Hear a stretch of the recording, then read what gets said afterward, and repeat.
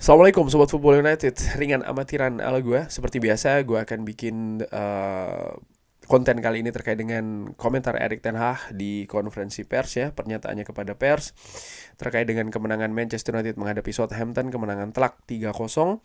Langsung aja seperti biasa gue ambil sumbernya dari manunited.com. Erik ten Hag merasa kalau pertandingan ini dimiliki oleh sisi Manchester United setelah Andre Onana menahan penalti di babak pertama ya, tendangan yang diambil oleh Cameron Archer.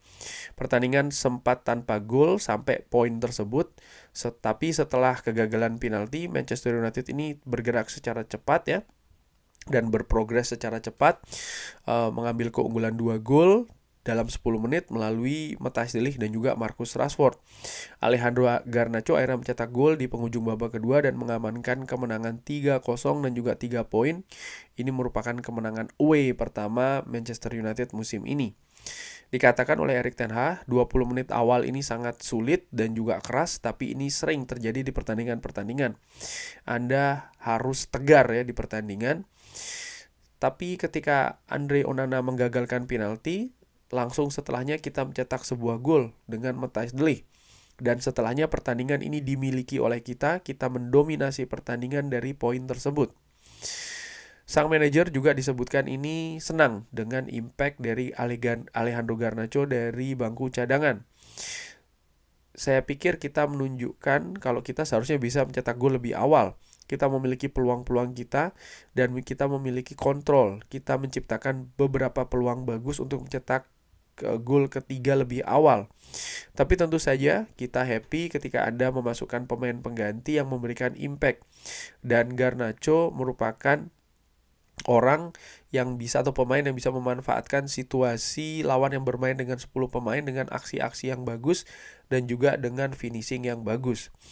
Saya pikir selain penampilan dari Garnacho, saya juga happy dengan penampilan dari para pemain pengganti ya.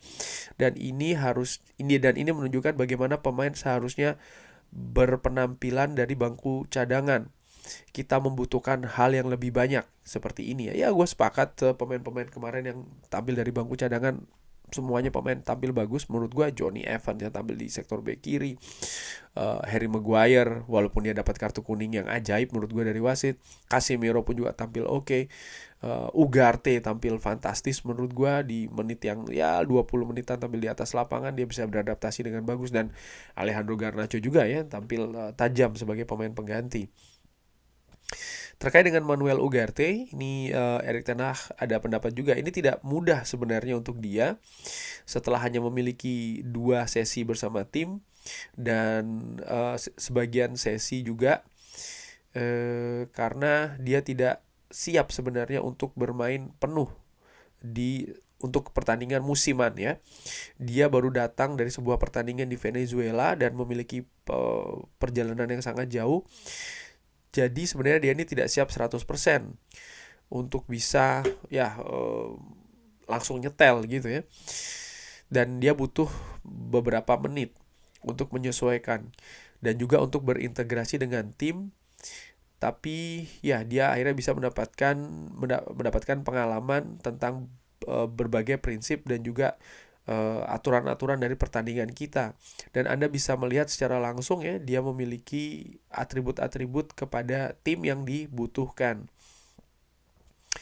Lalu juga pertandingan selanjutnya menghadapi Barnsley. Tentu saja kita memiliki sebuah rencana, tapi pertama-tama kita harus mengakses tim ini dulu ya. Kita harus menganalisa tim ini, bagaimana mereka secara fisik, secara mental, dan setelahnya kita akan melihat secara lawan juga ya, bagaimana Barnsley.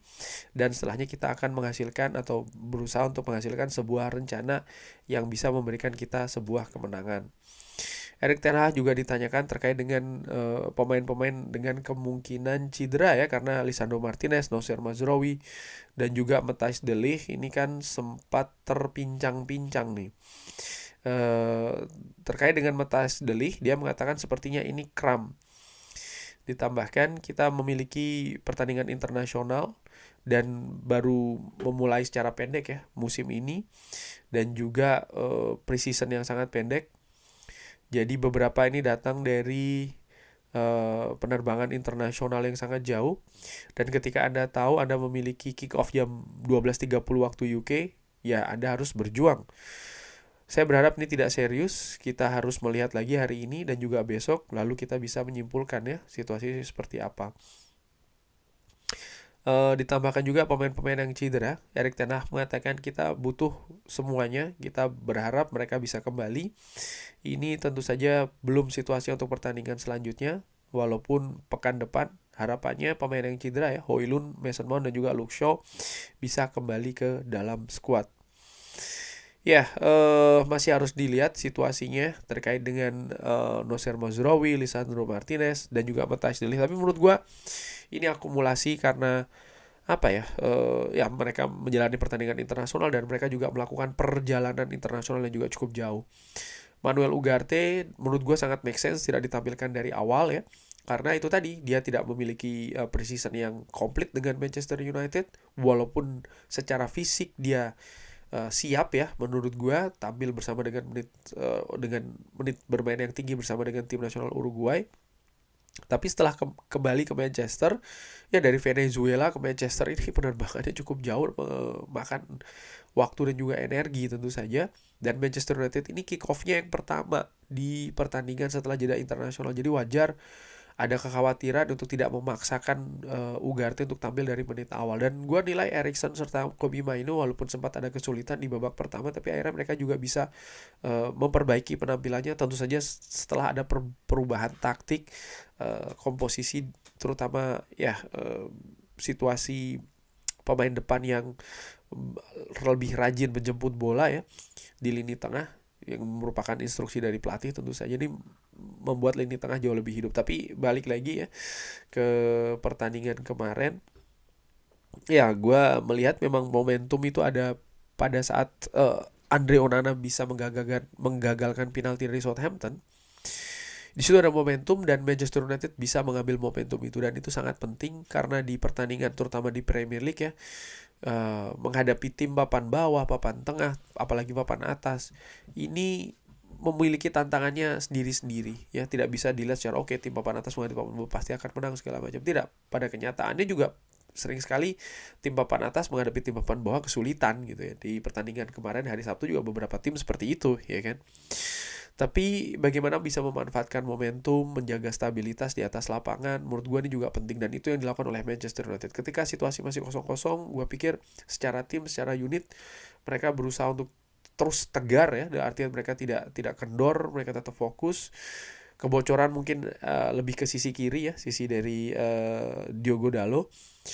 Tapi ya itu tadi, setelah berhasil menggagalkan penalti, itu momentum langsung ditangkap. Karena bisa saja pada saat itu Manchester United tidak jeli, akhirnya momentum kegagalan penalti itu hilang begitu saja. Itu kan juga merupakan sebuah kemungkinan. Tapi itu tidak dilakukan oleh Manchester United. Justru mereka menangkap momentum tersebut. Mereka melihat ada situasi yang mereka bisa balik ya. Dan ya mereka mencetak gol, Matthijs de Ligt, lalu Marcus Rashford, dan setelahnya mereka sebenarnya bisa mencetak gol ketiga bahkan sebelum babak pertama selesai sih menurut gue, karena mereka tampil lebih agresif sementara Southampton terlihat lebih down, ada kekacauan di sana terutama di lini belakang mereka ya. Dan ini nyaris sebenarnya bisa menambah keunggulan dari Manchester United, bahkan seperti gue katakan ya, sebelum pergantian atau istirahat babak pertama ke babak kedua. Dan di babak kedua menurut gue Manchester United juga tampil solid karena ada kemungkinan sebenarnya dari Southampton ini untuk bisa bangkit ya, tapi itu tidak diberikan, kesempatan itu tidak diberikan oleh Manchester United. Mereka justru jauh lebih memperbaiki penampilannya di babak kedua ya, dengan lebih mengontrol pertandingan, juga mengontrol ritme. Mereka juga mengatur tempo, mereka tidak termakan situasi dengan Southampton, mereka tidak panik dengan usaha-usaha serangan dari Southampton. Akhirnya mereka bisa meredam itu semua ya, dan ya bisa dilihat dari sisi statistik dan lain-lain di babak kedua Manchester United sangat dominan, bahkan terjadi sebelum Southampton bermain dengan 10 pemain. Dan ya setelah Southampton bermain dengan 10 pemain, situasinya jauh lebih rileks menurut gue bagi Manchester United. Ya kurang lebih seperti itu menanggapi tanggapan dari Erik ten Hag. Pertandingan selanjutnya akan menghadapi Barnsley ya di ajang Carabao. di hari Selasa malam atau hari Rabu dini hari waktu Indonesia, dan pertandingan ini akan berlangsung di Old Trafford. Kurang lebih seperti itu. Terima kasih sudah menyaksikan. Jangan lupa like, share, dan juga subscribe. Wassalamualaikum warahmatullahi wabarakatuh. Thank you.